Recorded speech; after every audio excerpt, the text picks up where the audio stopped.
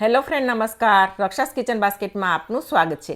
આજે હું બાફેલા બટેટાનું છાશવાળું એકદમ સરસ એવું શાક બનાવવાની છું. ખૂબ જ ઝડપથી તૈયાર થાય છે અને રેગ્યુલર શાક બનાવીને જો ખાઈને કંટાળ્યા હો તો નવા ટેસ્ટમાં એકદમ સ્વાદિષ્ટ એવું આ શાક તૈયાર થાય છે. રેસીપી ખૂબ જ સરળ છે અને સરસ છે. જો રેસીપી ગમે તો ચોક્કસથી વિડીયો લાઇક અને શેર કરજો. તો ચાલો સરસ એવું રસાવાળું બટેટાનું શાક જોઈએ. તો ઝટપટ તૈયાર થયું બટેટાનું શાક આપણા જે બનાવવાના છે એના માટે મેં બાફેલા બટેટા લીધા છે અને મીડિયમ સાઇઝના મેં 5 બટેટા લીધા છે. તો હવે આપણે એને છાલ ઉતારીને તૈયાર કરી લઈશું. તો બટેટા ફૂલાઈ ગયા છે. આપણે એક મસાલો તૈયાર કરશું. 1/4 ચમચી હળદર, 1 ચમચી કાશ્મીરી લાલ મરચું, અડધી ચમચી ધાણા જીરું પાવડર અને હિંગ આમાં તમે મસાલામાં પાણીમાં તમે ડાયલ્યુટ કરીને નાખશો તો એકદમ સરસ ટેસ્ટ આવશે અને બટેટાના કારણે આ શાક આ રીતે હિંગ નાખશો તો પણ મસ્ત લાગશે. તો આપણે થોડી હિંગ એડ કરી છે.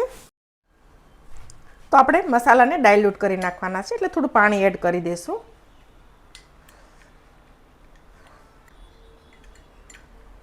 આ રીતે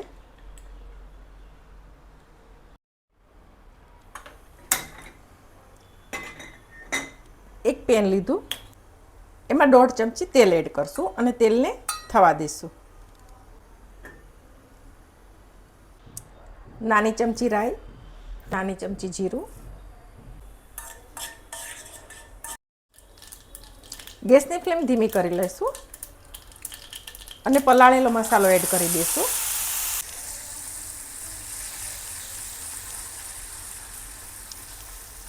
મસાલામાંથી તેલ આપણે છૂટું પડવા દઈશું. તો તમે જો તેલ છૂટું પડી ગયું છે. બાફેલા બટેટા છે અને આપણે આ રીતના મેશ કરી અને એડ કરી દઈશું. સ્વાદ પ્રમાણે મીઠું એડ કરશું અને બધું આપણે એક વખત બટેટા અને મસાલાને મિક્સ કરી લઈશું.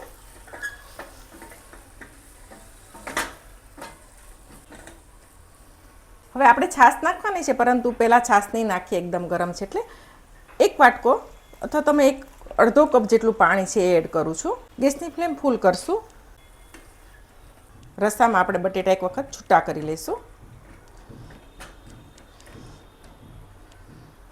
જો તો રસો તરત ગરમ થઈ ગયો છે. હવે મેં છાશ લીધી છે, એકદમ મોળી છાશ છે અને ઘાટી પણ નથી, જે આપણે રેગ્યુલર પીતા હોય એવી છાશ છે ને. 1 વાટકો છાશ એડ કરીશ. બધું મિક્સ કરશું.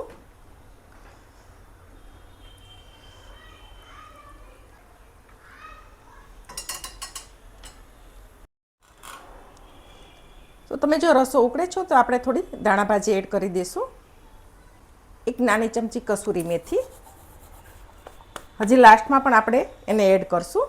હવે બધું એકવાર હલાવી અને આપણે એને ઢાંકી અને ખાલી માત્ર એને 5 મિનિટ માટે ઉકળવા દઈશું, ગેસની ફ્લેમ ધીમી કરીને.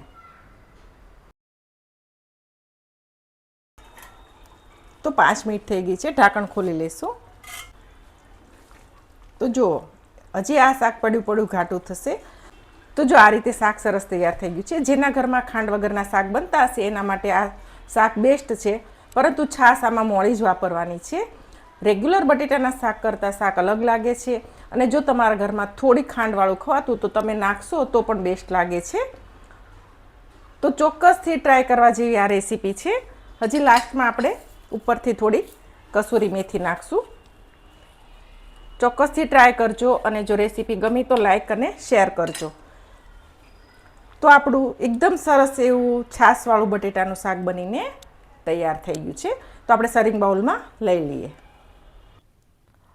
તો છાશવાળું રસાવાળું બટેટાનું શાક બનીને તૈયાર થઈ ગયું છે. જો રેસીપી ગમે તો તમે વિડીયો ક્યાંથી જુઓ તે ચોક્કસથી જણાવજો.